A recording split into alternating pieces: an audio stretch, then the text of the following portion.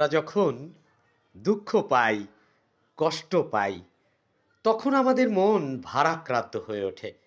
মনে হয় এ জীবন না রাখলেই যেন ভালো। এখন মৃত্যুটাই শ্রেয় বলে মনে হয়।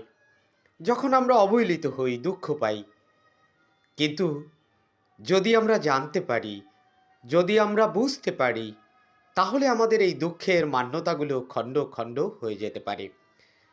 আমাদের মানুষ তাই বলে আমাদের মনে জন্ম।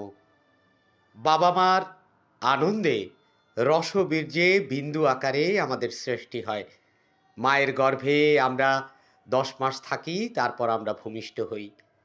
বাবা মায়ের রতিক্রিয়ায় 40 কোটি সুকীট নির্গত হয়।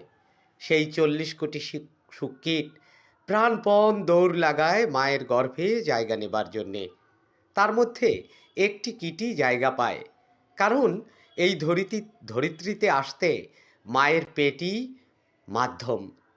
এখন ওই 40 কোটি সুকীটের মধ্যে সেই অন্ধকারে দৌড়ে আপনি প্রথম হয়েছিলেন বলে মায়ের গর্ভে আপনি জায়গা পেয়েছেন। আপনি প্রথম হয়েছেন, আপনি শ্রেষ্ঠ হয়েছেন, আপনি বিজয়ী হয়েছেন, আপনি পরাক্রমী, বিজয়ী, শ্রেষ্ঠ বলেই এই ধরিত্রীতে এসেছেন।